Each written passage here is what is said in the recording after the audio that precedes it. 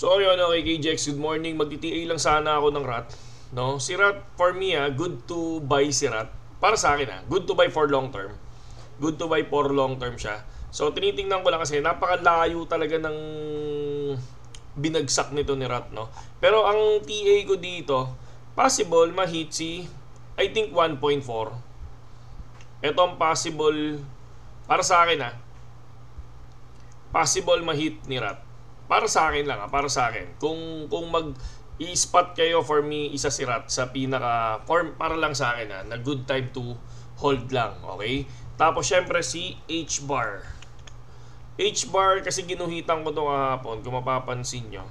So medyo sakto yung guhit natin, no? Yung mismong support niya, ay yun yung naging resistance niya. So yung mismong support, yung mismong resistance ay yung nagiging support niya ngayon, mga idol. No, ito para sa akin is good din, no?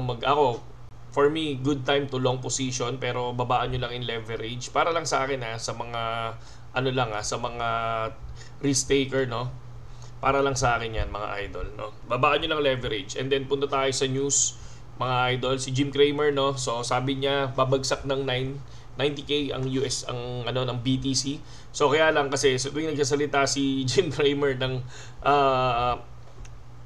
kabaliktaran yung nangyayari, no? Pag sinabi niya lilipad si Bitcoin, babagsak si Bitcoin. Pag sinabi niya babagsak si Bitcoin, lumilipad si BTC, mga idol. Kung titingnan naman natin, and then Donald Trump, no, paulit-ulit tong pinopost sa Twitter, no, kahit sino nag-share nito, possible mag 1 million ang BTC in the next 4 years.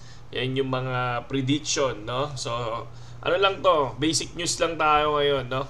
And then ito, kung mapapansin nyo, mapapakinggan nyo to, si Michael Saylor, no? Sabi niya dito, no, syempre yan, ito, sinabi na ni Borovic, no?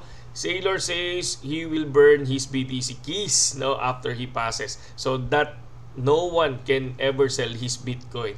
So dahil masyado daw siyang bullish, yun yung sinabi niya. So pakinggan natin. Which is just wonderful is, if you accumulate a lot of wealth in Bitcoin and you just burn the keys when you leave, you're making di ba?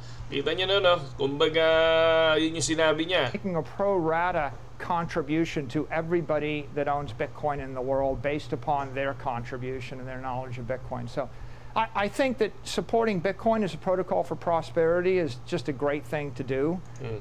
Di ba? So, wag na natin ituloy kasi kapag tinuloy pa natin yan, baka ma-copyright tayo, mga idol. And then, Galaxy Digital CEO, ang prediction naman niya, ang Bitcoin is aangat ng $500,000 US, no? So, grabe sila sa bullish. And then, syempre, tulad ng sinabi natin dyan, no?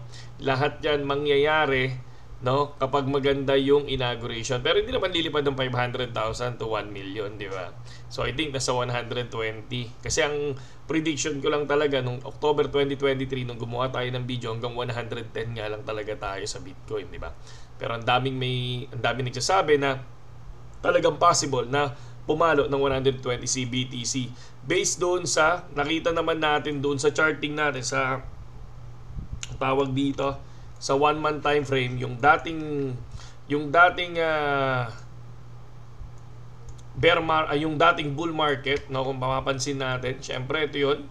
Ito yung dito tayo nagpredict ng 110k, and then bumagsak, and then pumalo ng sila kasi pumalo ng 61 and then pumalo ng 69. So possible nung kinumpute natin, nung compute tayo ng October 2023, ang sabi natin 110k, and then possible magkakaroon ng correction. Kaya lang nagkaroon ng correction ng 108k, pero sa akin 110k yon.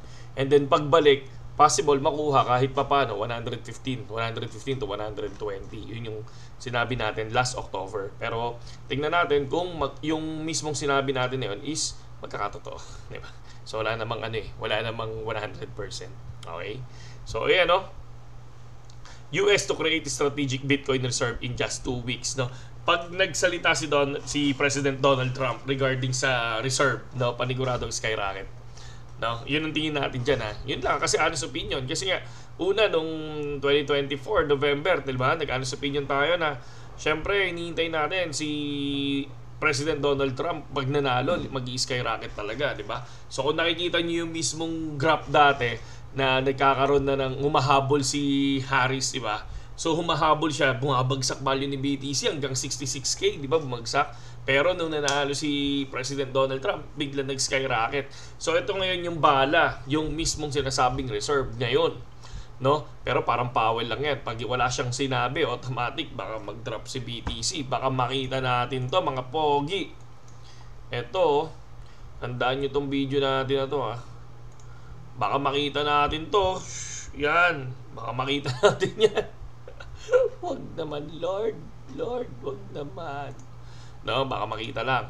So makikita natin, who can ban Bitcoin? Nobody, sabi ni Putin. No? Nobody but you, Putin. So yan.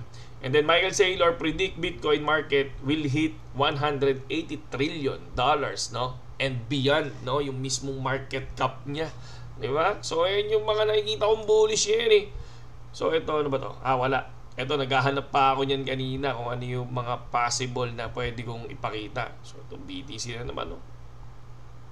Dami, halos bullish ngayon. Kaya natatakot ako eh. Kasi nga pag kami puro good news, bumabagsak yung market eh. Di ba?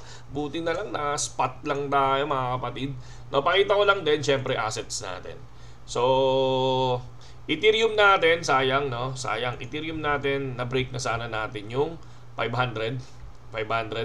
So ngayon, 'di ba nung nakaraan pinapakita ko sa inyo, 'di ba? So nasa 40 yan, ngayon negative 3k na lang. Tapos dito kay Bonk natin, positive 300 na tayo sa spot. Positive 300 na tayo sa spot, mga idol, okay? So yun lang kay GX, ha. Sa mga wala pang BitGet dyan, pasok lang kayo sa link natin sa description and like nyo yung Facebook page natin kasi doon tayo nagbibigay nung pinaka-TA talaga natin, no? Nagpo-post tayo doon, mga kapatid. Okay? So, congratulations to me kasi na-unlock ko na yung ating 500,000 dito sa portfolio natin. Saludo.